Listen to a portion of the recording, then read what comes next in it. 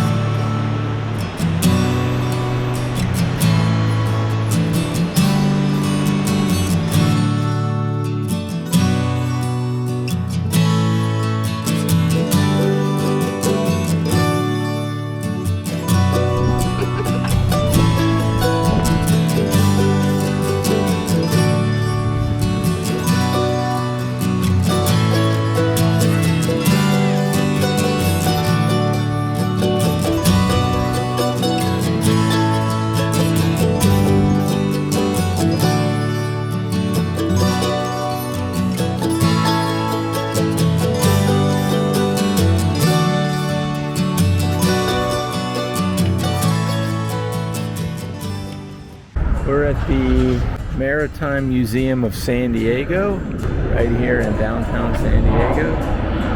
And we're gonna meet my cousin here, who works at the Maritime Museum and does tours on a boat. He's worked here for a long time. So, and maybe we'll tour some more stuff downtown here. The Maritime Museum of San Diego is located on the San Diego Bay and preserves one of the largest collections of historic ships.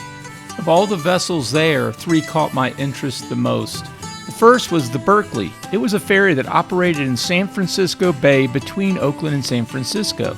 She was the first propeller-driven ferry on the West Coast. Prior to that, the ferries were driven by paddle wheel.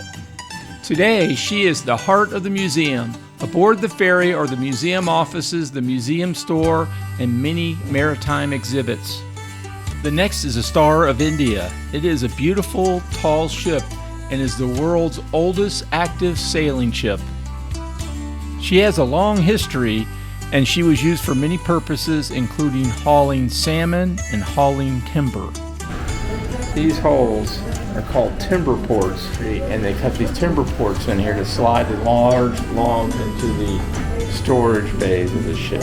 The most intriguing to me was the San Salvador replica. The original San Salvador was the flagship of the explorer Juan Rodriguez Cabrillo, who sailed it up from El Salvador and was the first European to sail into San Diego Harbor. This is a full-size, fully functional, historically accurate replica of San Salvador. It was built at Spanish Landing Park between 2011 and 2015. A place called Spanish Landing, appropriately enough. Yeah, it was pretty much all volunteers, just a few paid people have overseen it. But yeah, hundreds and hundreds of volunteers built this. It took several years. This is my cousin John, who works at the museum and is an encyclopedia of knowledge. All right, this is my cousin John. Ready? We'd be brothers from a different mother, but That's right. I'm good at this interview stuff. Okay. No, I'm not. You're going to have to help me out here. How long have you worked here at the Maritime Museum of San Diego? I've been here about 44 and a half years. Started in November of 1977. And you were, that would have been... I was 15 years old. Wow. I'm just going to ask you one more thing and I'll let you off the hook. No worries. 44 and a half years. Mm-hmm. What would you say are your most memorable experiences working here? Ooh, wow. There's been a lot. Probably sailing the Star of India, which is right here. Built in 1863. It's the oldest iron-hulled sailing ship in the world. And when she goes out, I'm the helmsman now, so I get to steer the ship. So that's always pretty memorable. It's a huge honor to be able to do that. I remember when you started working here, and I guess that would have put me about 13, 12, 11. Something like I remember that. being pretty jealous, thinking that'd be a cool job. I had a paper route. Yeah.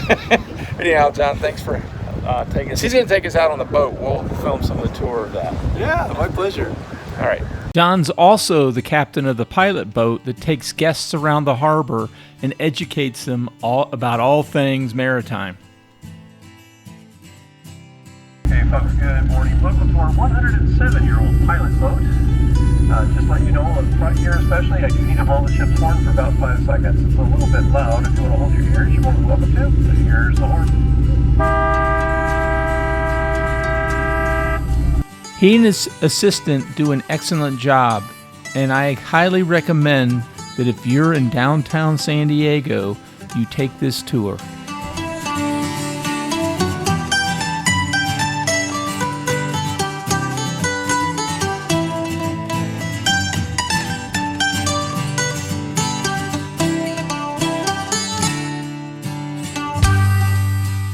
I've only touched the tip of the iceberg as far as what the Maritime Museum has to offer. If you're ever in San Diego, consider checking it out.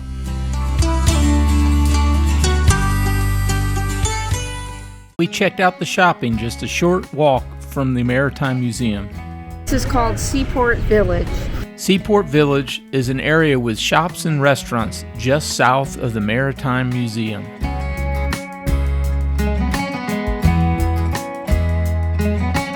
There's even a carousel there for the kids.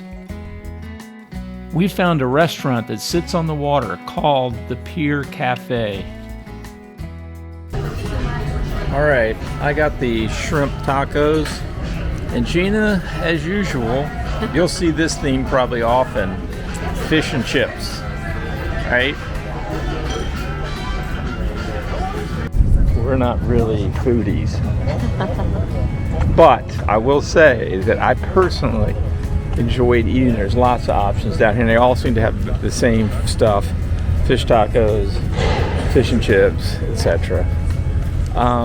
But it was kind of cool, nice views, and like I said, personally, I thought it was good. Yeah, it was good. Our final stop on the San Diego waterfront was the Tuna Harbor Park, where you can see the statue known as the Kiss, as well as the USS Midway Museum. Also found here is the National Salute to Bob Hope and the military. How do you fellas? This is Bob from our performance home. Tell you each Nazi that there's much to the day, that trying here doesn't pay.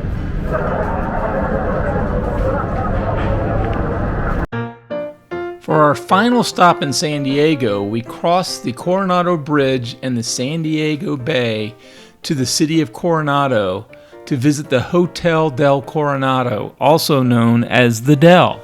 It is a large, wooden structured Victorian beach resort. When it opened in 1888, it was the single largest resort hotel in the world. The inside and the outside are beautiful, and they harken back to the 1920s Hollywood era. Its guests include presidents, royalty, and the Hollywood elite. Starting in the 1920s, Hollywood stars and starlets discovered that the Del was the in place to stay. The Hollywood famous such as Douglas Fairbanks, Charlie Chaplin, Rudolph Valentino, Clark Gable, Errol Flynn, Mae West, Joan Crawford, Katharine Hepburn, Betty Davis, and Ginger Rogers all would travel south from Hollywood to party at the Del. In more recent times, the likes of Marilyn Monroe, Kevin Costner, Whoopi Goldberg, Gene Hackman, Keanu Reeves, Brad Pitt, Madonna, Barbra Streisand, and Oprah Winfrey have all been guests. Films and TV shows have also made the Del the backdrop for their shows, including The Flying Fleet in 1927, Some Like It Hot in 1959. We weren't guests, but we still enjoyed looking around the grounds, the shopping areas, and the beach.